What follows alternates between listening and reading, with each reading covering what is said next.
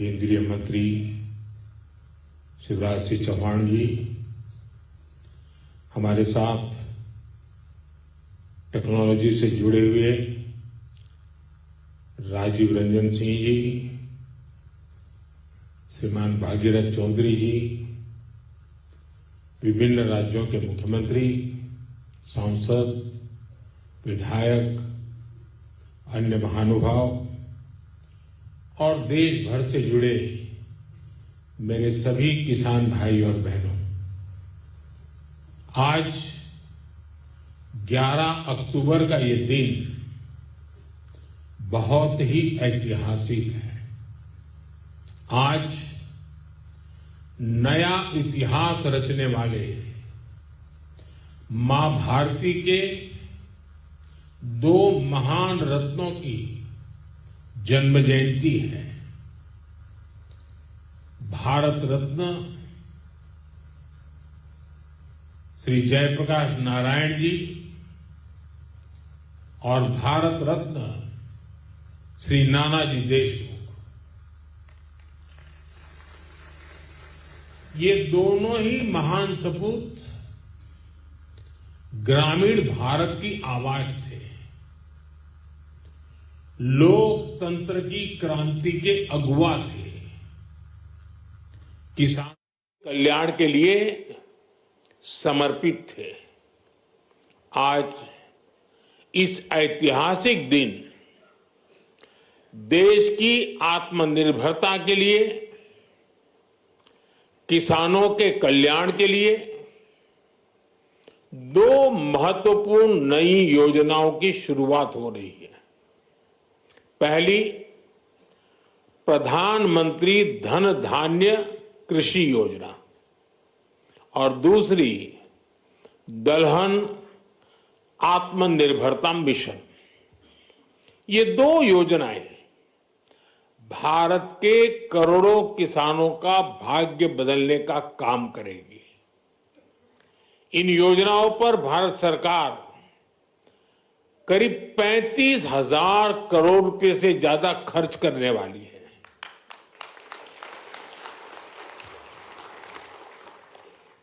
मैं सभी किसान साथियों को पीएम धन धान्य कृषि योजना और दलहन आत्मनिर्भरता मिशन के लिए बहुत बहुत बधाई देता हूं।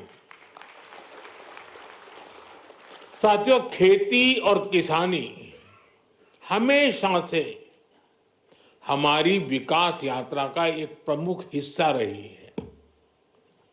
बहुत जरूरी होता है कि बदलते समय के साथ खेती किसानी को सरकार का सहयोग मिलता रहे, लेकिन दुर्भाग्य से पहले की सरकारों ने खेती किसानी को अपने हाल पर ही छोड़ दिया था।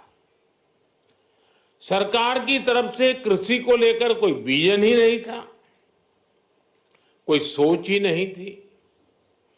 खेती से जुड़े अलग अलग सरकारी विभाग भी अपने अपने तरीके से काम करते थे और इस वजह से भारत की कृषि व्यवस्था लगातार कमजोर होती जा रही थी। 21वीं सदी के भारत को तेज विकास के लिए अपनी कृषि व्यवस्था में भी सुधार करना आवश्यक था और इसकी शुरुआत हुई 2014 के बाद से। हमने खेती को लेकर पुरानी सरकारों के लापरवाह रवैये को बदल दिया। हमने आप सभी किसानों के लिए, उनके हित में बीज से लेकर बाजार तक अनगिनत रिफॉर्म किए, सुधार किए। इसके परिणाम आज हमारे सामने है। बीते 11 वर्षों में भारत का कृषि निर्यात करीब करीब 2 गुना हो गया।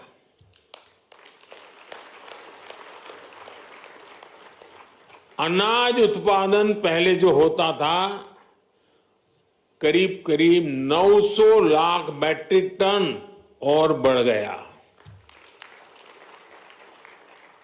फल और सब्जियों का उत्पादन 640 लाख मैट्रिक टन से ज्यादा बढ़ गया। आज दूध उत्पादन में हम दुनिया में नंबर 1 है। भारत दुनिया का दूसरा बड़ा फिश प्रोड्यूसर है। भारत में शहद उत्पादन भी 2014 की तुलना में 2 गुना हो गया है। अंडे का उत्पादन भी बीते 11 वर्षों में डबल हो गया है। इस दौरान देश में 6 बड़ी फर्टिलाइजर फैक्ट्रियां बनाई गई हैं। 25 करोड़ से ज्यादा सॉइल हेल्थ कार्ड किसानों को मिले हैं। 100 लाख हेक्टेयर में सूक्ष्म सिंचाई की सुविधा पहुंची है। पीएम फसल बीमा योजना से करीब 2 लाख करोड़ रुपए, यह आंकड़ा छोटा नहीं है, 2 लाख करोड़ रुपए क्लेम के रूप में किसानों को मिले हैं। बीते 11 साल में 10,000 से ज्यादा किसान उत्पाद संघ एफपीओज बने हैं। अभी मुझे आने में देरी इसलिए हुई कि मैं कई किसानों के साथ गप्पा गोष्ठी कर रहा था। अनेक किसानों से बात हुई, मछुआरों से बातचीत हुई, महिलाएं जो कृषि क्षेत्र में काम कर रही हैं उनके अनुभव सुनने का अवसर मिला मुझे। ऐसी अनेक उपलब्धियां हैं जो देश के किसान ने बीते 11 वर्षों में अनुभव की है। लेकिन साथियों, आज देश का मिजाज ऐसा बन गया है कि वो कुछ उपलब्धियों से ही संतुष्ट नहीं होता है। हमें विकसित बनता है तो फिर हर क्षेत्र में लगातार बेहतर करते ही रहना होगा, सुधार करना ही करना होगा। इसी सोच का परिणाम है पीएम धन धान्य कृषि योजना। और इस योजना की प्रेरणा बनी है आकांक्षी जिला योजना की सफलता। पहले की सरकारें देश के 100 से अधिक जिलों को पिछड़ा घोषित करके भूल गई थी। हमने उन जिलों पर विशेष ध्यान केंद्रित किया, उनको आकांक्षी जिला घोषित किया।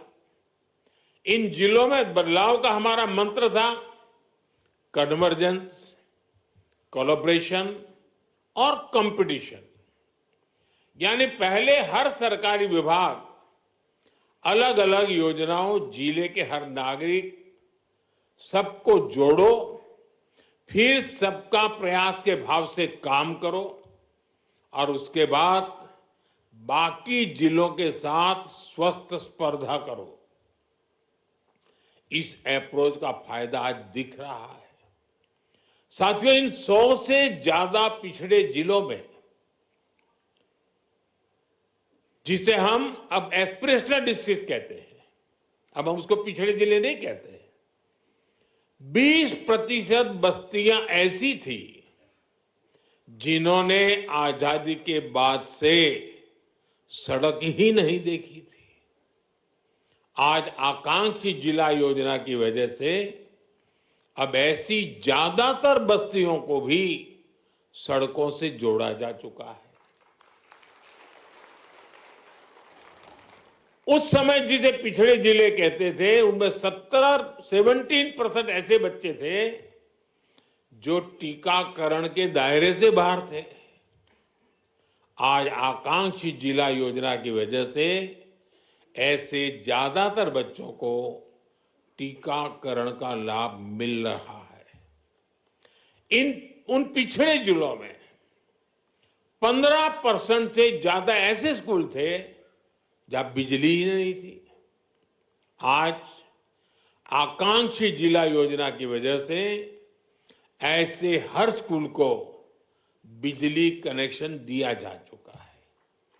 साथियों, जब वंचितों को वरीयता मिलती है, पिछड़ों को प्राथमिकता मिलती है, तो उसके नतीजे भी बहुत अच्छे मिलते हैं।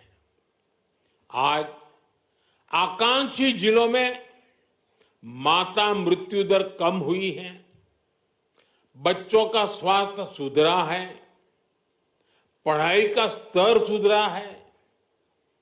कितने ही पैरामीटर्स में ये जिले अब अन्य जिलों से बेहतर कर रहे हैं। साथियों, अब इसी मॉडल पर हम खेती के मामले में पिछड़े देश के 100 जिलों का, जो खेती के क्षेत्र में बाकी चीजों में आगे होंगे, ऐसे 100 जिलों का हम विकास करना चाहते हैं, उस पर ध्यान केंद्रित करके काम करना चाहते हैं। पीएम धन धान्य कृषि योजना की प्रेरणा वही आकांक्षी जिलों का मॉडल है। इस योजना के लिए 100 जिलों का चयन बहुत सोच समझकर किया गया है। 3 पैरामीटर्स पर इन जिलों का चुनाव किया गया है। पहला, खेत से कितनी पैदावार होती है। दूसरा, एक खेत में कितनी बार खेती होती है। और तीसरा, किसानों को लोन या निवेश की कोई सुविधा है, और है तो कितनी मात्रा में है। साथियों, हमने अक्सर 36 के आंकड़े की चर्चा सुनी है। हम बार बार कहते हैं उनके बीच तो 36 का आंकड़ा है, लेकिन हर चीज को हम चुनौती देते हैं, उसको उल्टा करते हैं। इस योजना में हम सरकार की 36 योजनाओं को एक साथ जोड़ रहे हैं।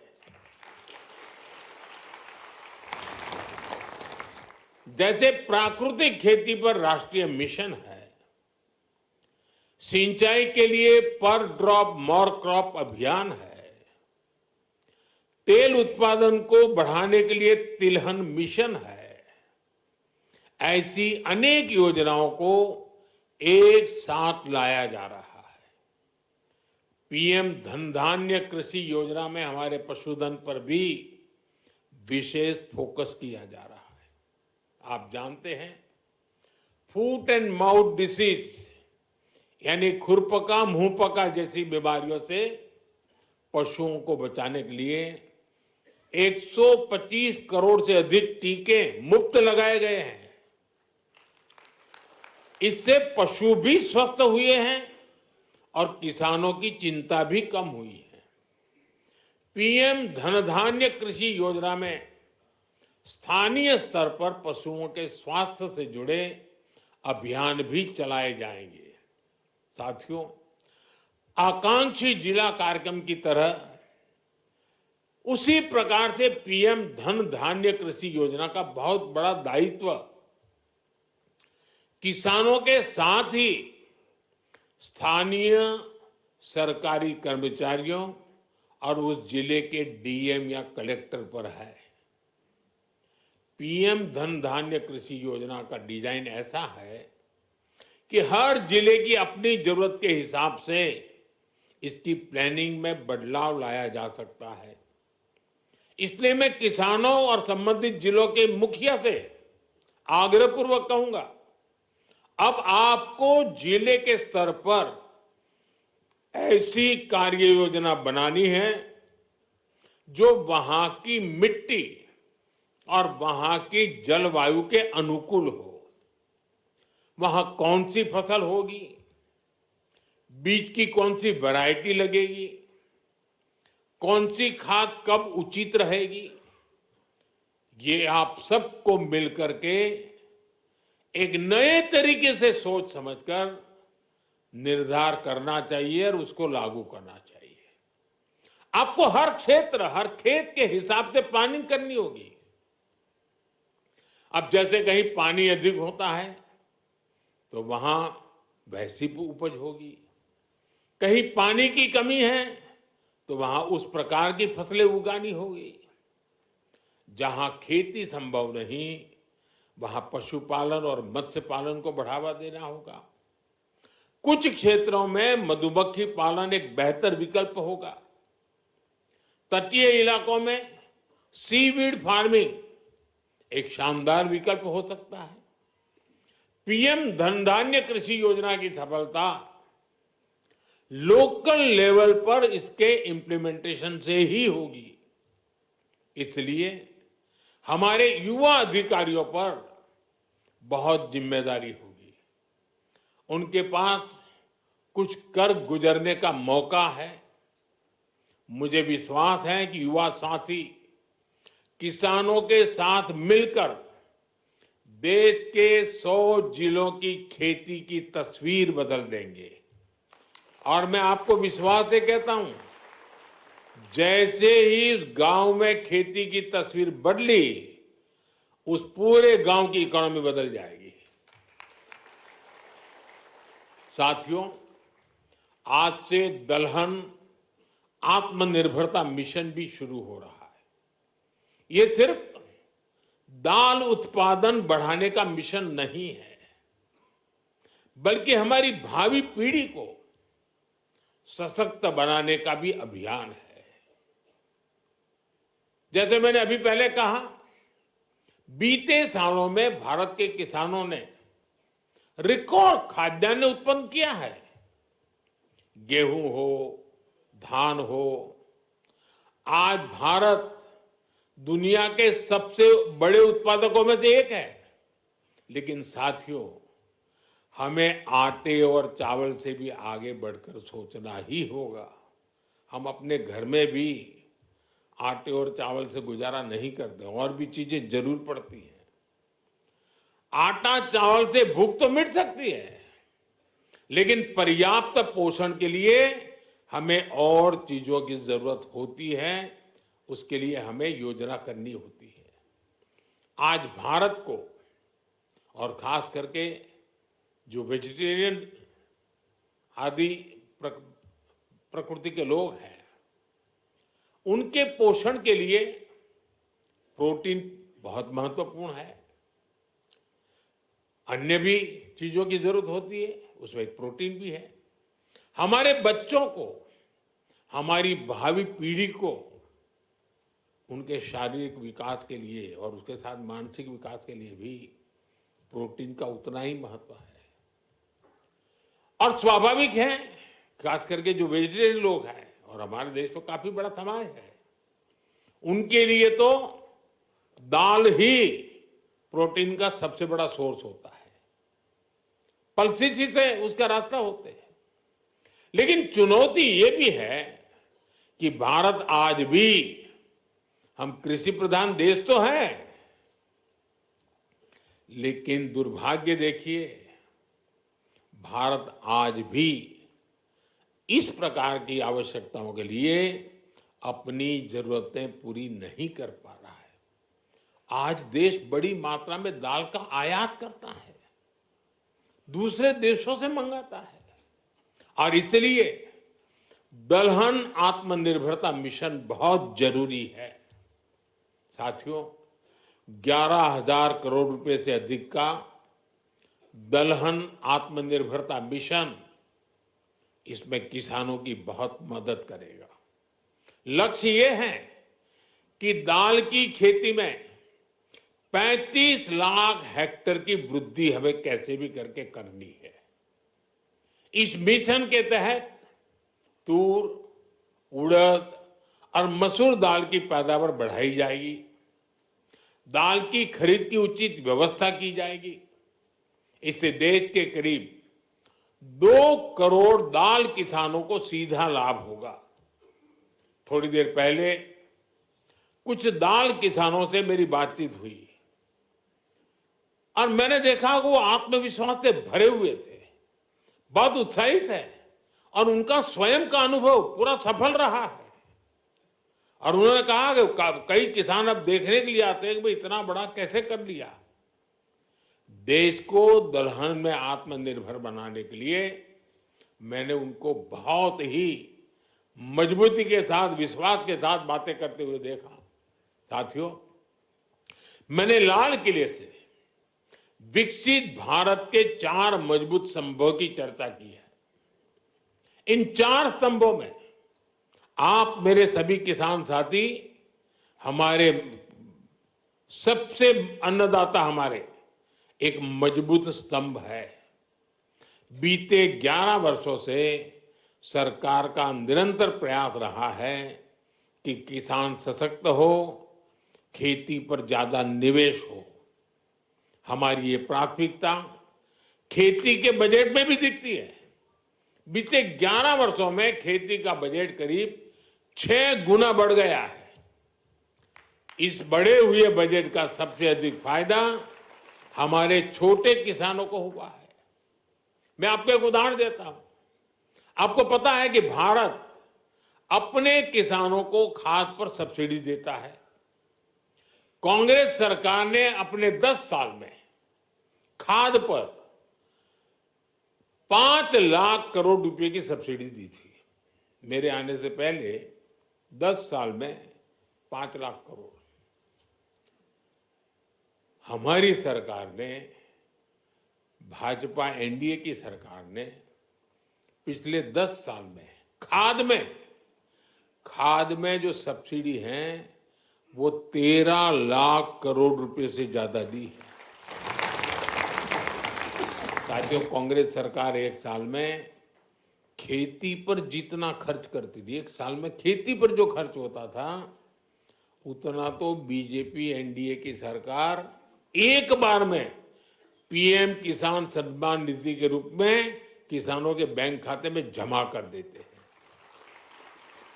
अब तक 3,75,000 करोड़ रुपए सीधे पीएम किसान सम्मान निधि के आपके बैंक खातों में भेजे जा चुके हैं। साथियों, किसानों की आय बढ़ाने के लिए हमारी सरकार पारंपरिक खेती से भी आगे विकल्प उन्हें दे रही है। इसलिए पशुपालन, मछली पालन, मधुमक्खी पालन भी, उनके पर भी अतिरिक्त आय के लिए बल दिया जा रहा है। इससे छोटे किसानों को, भूमिहीन परिवारों को भी ताकत मिलती है और इसका फायदा देश के किसान उठा रहे हैं। अब जैसे शहद उत्पादन का सेक्टर है,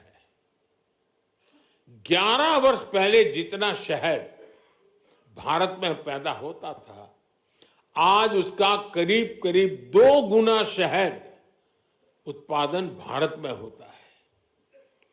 6-7 साल पहले करीब 450 करोड़ रुपए शहद हम एक्सपोर्ट करते थे, 450 करोड़ रुपए का।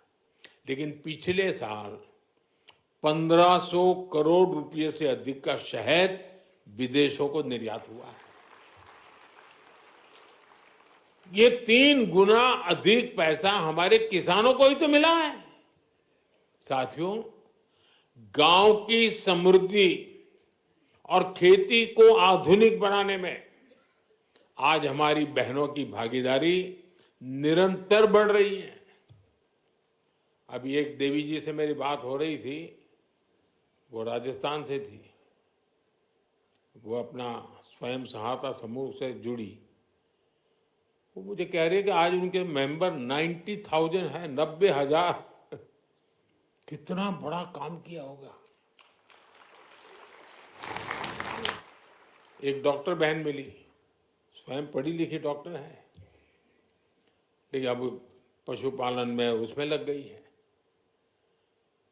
देखिए, खेत में फसल का काम हो या फिर पशुपालन, आज गांव की बेटियों के लिए अवसर ही अवसर है। देश भर में 3 करोड़ लखपति दीदियां बनाने का जो अभियान है, उससे खेती को बहुत मदद मिल रही है। आज गांवों में नमो ड्रोन दीदियां खाद और कीटनाशक छिड़काव के आधुनिक तरीकों का नेतृत्व कर रही है। इससे नमो ड्रोन दीदियों को हजारों करोड़ रुपए की कमाई हो रही है। इसी तरह खेती की लागत कम करने में भी बहनों की भूमिका बढ़ रही है। किसान प्राकृतिक खेती से जुड़े, इसके लिए देश में 17,000 से अधिक ऐसे क्लस्टर बनाए गए हैं जो जरूरी मदद देते हैं। करीब 70,000 कृषि सखियां प्राकृतिक खेती को लेकर जरूरी मार्गदर्शन किसानों को देने के लिए तैयार है। साथियों, हमारा प्रयास हर किसान, हर पशुपालक का खर्च कम करना और लाभ ज्यादा देने का है। अभी जो जीएसटी में नया सुधार हुआ है, अभी शिवराज जी बड़े उत्साह से इसकी बात कर रहे थे, इसका भी बहुत अधिक फायदा गांवों के लोगों को, किसानों, पशुपालकों को हुआ है। अभी जो बाजार में से खबरें आ रही हैं वो बताती हैं कि त्योहारों के इस सीजन में किसान बड़ी संख्या में ट्रैक्टर खरीद रहे हैं, क्योंकि ट्रैक्टर और भी सस्ते हुए हैं। जब देश में कांग्रेस सरकार थी तो किसान को हर चीज महंगी पड़ती थी। अब ट्रैक्टर ही देखिए, एक ट्रैक्टर पर कांग्रेस की सरकार 70,000 रुपये का टैक्स लेती थी।